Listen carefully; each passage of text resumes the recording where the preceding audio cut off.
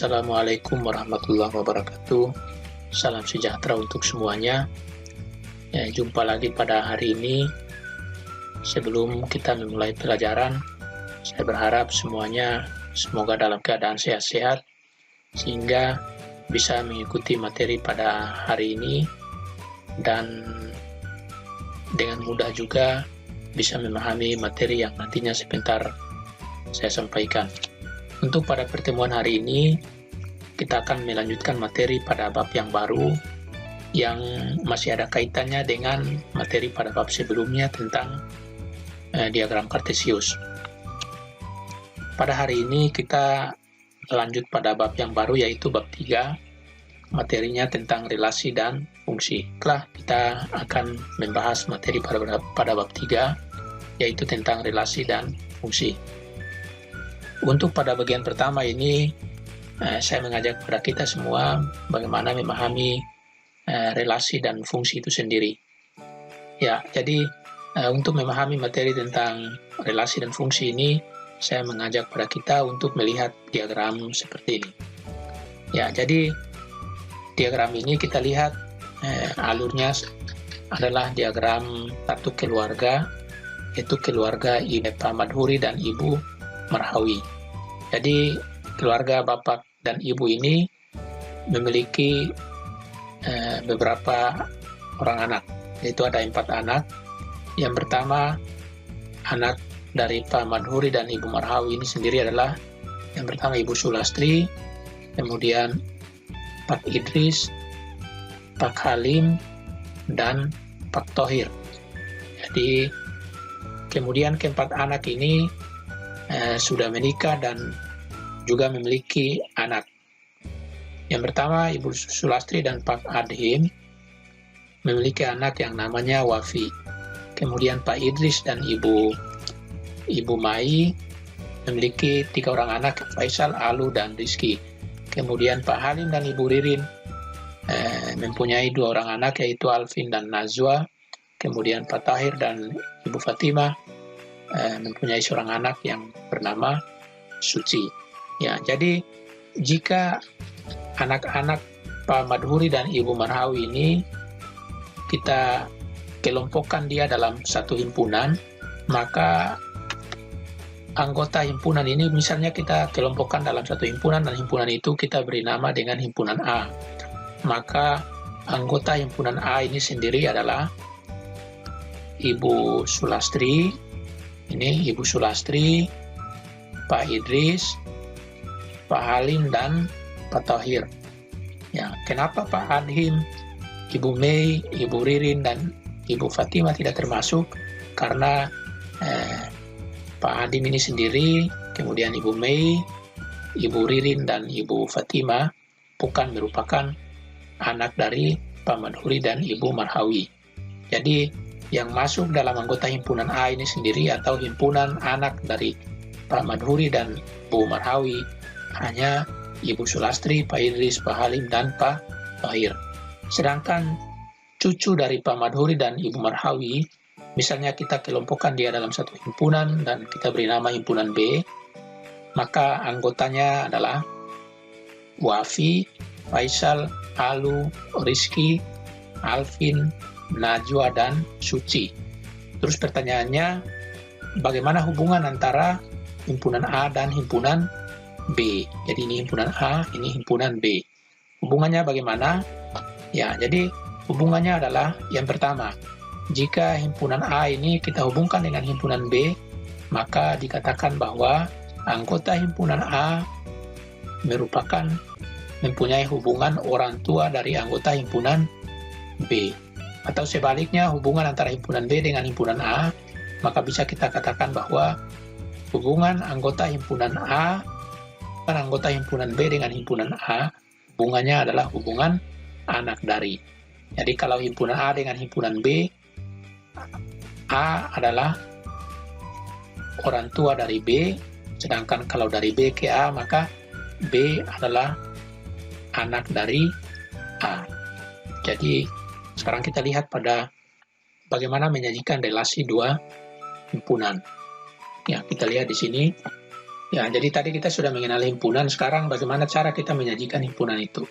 Ya, jadi untuk menyatakan relasi antara dua himpunan, itu bisa disajikan dengan 3 cara. Yang pertama adalah dengan menggunakan diagram panah. Ini, dengan menggunakan diagram panah. Kemudian yang kedua adalah dengan menggunakan diagram kartesius. Kemudian yang ketiga, relasi itu bisa dinyatakan dengan himpunan pasangan berurutan. Ya, untuk memahami hal ini, ya kita langsung ke contohnya. Berikut ini adalah data pelajaran yang disukai oleh siswa kelas 8. Jadi pada tabel ini, pada kolom pertama ini adalah data nama siswa, kemudian yang kedua ini adalah pelajaran yang disukai. Jadi yang pertama ini menyatakan bahwa Abdul menyukai matematika dan IPA. Kemudian Budi menyukai IPA, IPS, dan kesenian. Kemudian Chandra menyukai olahraga dan keterampilan. Kemudian Dini menyukai kesenian dan bahasa Inggris. Kemudian yang terakhir, Elok menyukai matematika, IPA, dan keterampilan. Ya, jadi ya sekarang bagaimana cara kita menyatakan hubungan ini dengan menggunakan diagram panah. Ya, yang pertama kita nyatakan dengan menggunakan diagram panah. Ya, jadi cara menyatakan suatu relasi atau hubungan dengan menggunakan diagram panah adalah yang pertama kita buat diagramnya.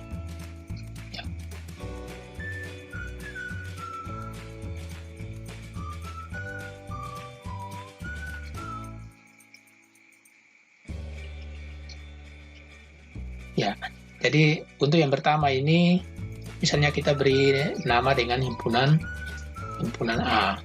Kemudian yang ini himpunan B. Kemudian yang pertama kita tulis anggota himpunan A ke dalam diagram ini. Yang pertama adalah Abdul. Tulis anggotanya Abdul. Kemudian Budi. Dan yang ketiga, Chandra, Dini, dan yang kelima adalah Elok. Terus mata pelajaran di sini kita isi dengan ini. Ya, jadi setelah nama anggota kita beri nokta dengan titik tebal ini.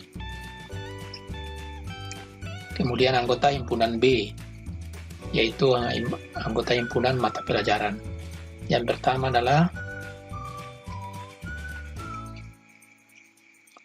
matematika. Kemudian yang kedua IPA. Yang berikutnya IPS. Berikutnya lagi kesenian, terus olahraga,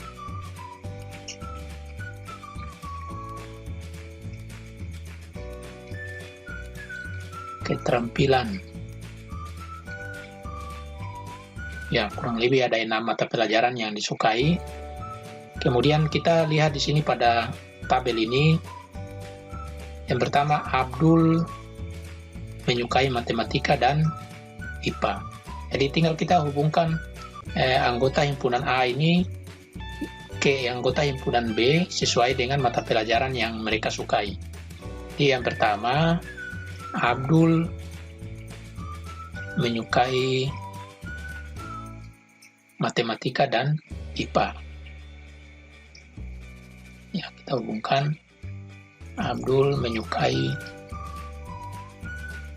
matematika, kemudian dia juga menyukai IPA. Ya, cara menghubungkan seperti ini. Kemudian Budi menyukai IPA Budi kita beri dengan warna yang berbeda. Budi menyukai IPA. Dia juga menyukai IPS dan menyukai kesenian. Kemudian Chandra menyukai olahraga dan menyukai juga keterampilan. Terus Dini menyukai kesenian. Kemudian bahasa Inggris. Tadi kita lupa, tadi ada satu lagi.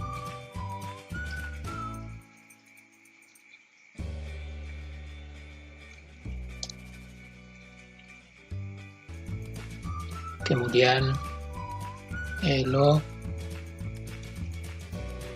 menyukai matematika. IPA dan keterampilan. Ya, ini cara menyajikan himpunan dengan diagram panah. Jadi di sini kita beri tanda panahnya.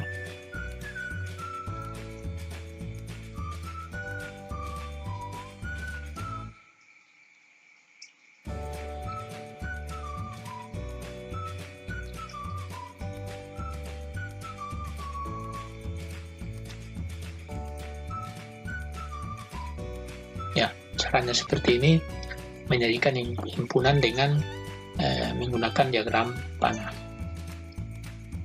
Menyatakan hubungan antara dua himpunan dengan diagram panah, caranya seperti ini.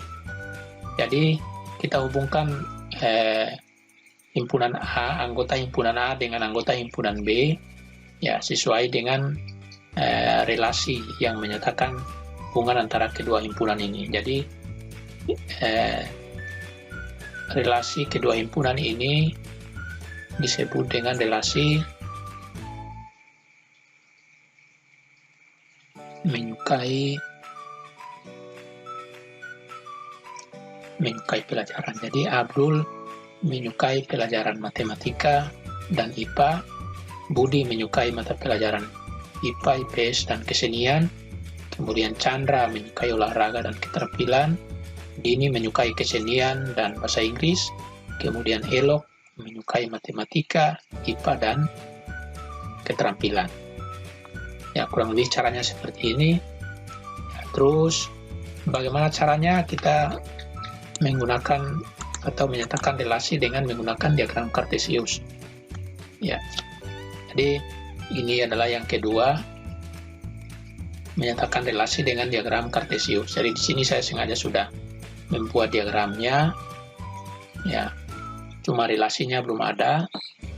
Kita lihat kembali pada tabel ini. Yang pertama, Abdul. Ya, Abdul menyukai matematika dan IPA. Jadi diagram kartesius yang kemarin pada bab 2 kita sudah pelajari. Cara menggambar diagram kartesius seperti ini. Ada dua sumbu, yaitu sumbu A, kemudian sumbu B. Jadi sumbu A ini di dalamnya memuat anggota himpunan A, kemudian sumbu B ini menyatakan anggota himpunan B. Jadi himpunan A ini sendiri adalah himpunan mahasiswa, ini adalah himpunan A, kemudian ini himpunan B. Ya, jadi tinggal kita menghubungkan anggota himpunan A dengan anggota himpunan B. Caranya seperti ini. Yang pertama, Abdul menyukai matematika dan IPA. Kita lihat sini, Abdul menyukai matematika dan IPA. Kita beri titik koordinat seperti ini. Kemudian Budi menyukai IPA, IPS, dan kesenian. Kita lihat, Budi menyukai IPA, IPS, dan kesenian. Ya, kemudian yang ketiga, Chandra menyukai olahraga dan keterampilan. Kita lihat di sini, Chandra menyukai olahraga dan keterampilan. Kemudian Dini menyukai kesenian dan bahasa Inggris. Dini menyukai kesenian dan bahasa Inggris. Seperti kita kasih warna lain.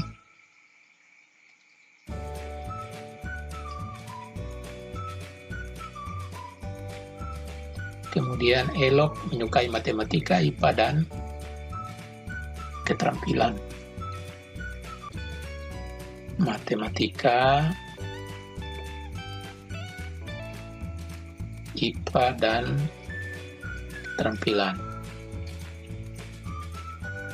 Ya, jadi ini caranya menyatakan relasi dengan menggunakan diagram Kartesius.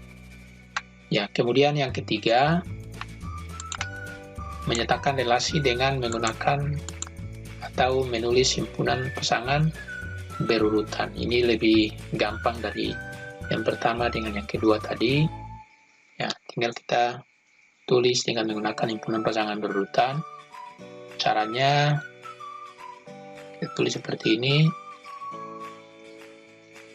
Seperti ini, terus pakai kurung biasa. Dalamnya tulis Abdul,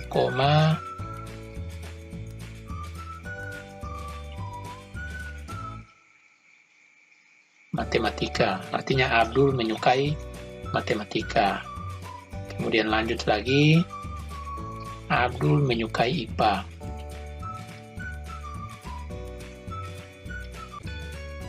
Abdul, IPA. Kemudian berikutnya lagi, tulis di bawah sini, Budi menyukai IPA. Kemudian berikutnya lagi, Budi menyukai PS. Budi menyukai kesenian. Masih koma.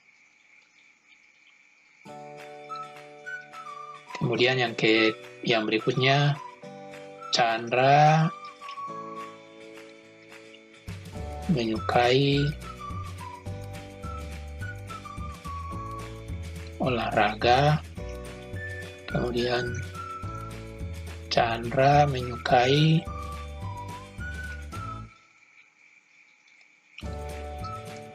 keterampilan. Berikutnya lagi, Dini menyukai kesenian.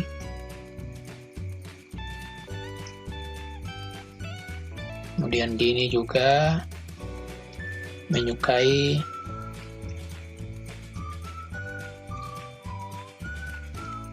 bahasa Inggris. Kemudian yang berikut, Elok menyukai matematika. Kemudian Elok menyukai IPA. Kemudian Elok menyukai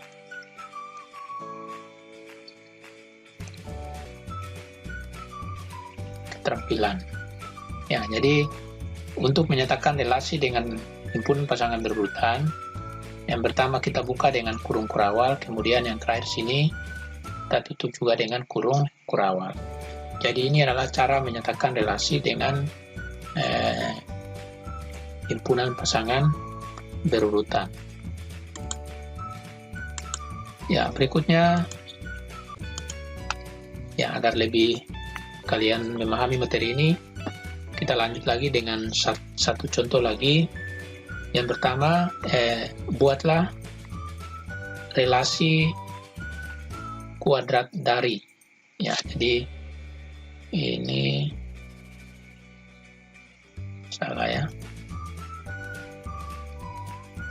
Saya ulangi, buatlah relasi kuadrat dari himpunan A, anggotanya 4, 9, 16, 25 ke himpunan B yang anggotanya 1, 2, 3, 4, 5 dengan menggunakan A diagram panah, B diagram kartesius, C himpunan pasangan berurutan. Ya, jadi seperti pada soal nomor 1 tadi, bagaimana caranya kita menggunakan diagram panah? Sini saya bahas ulang lagi biar semuanya bisa memahami dengan baik.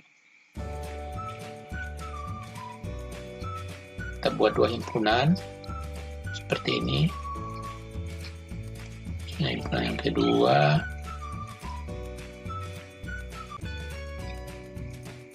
Ya, kemudian misalnya himpunan A, kita tulis ini himpunan A.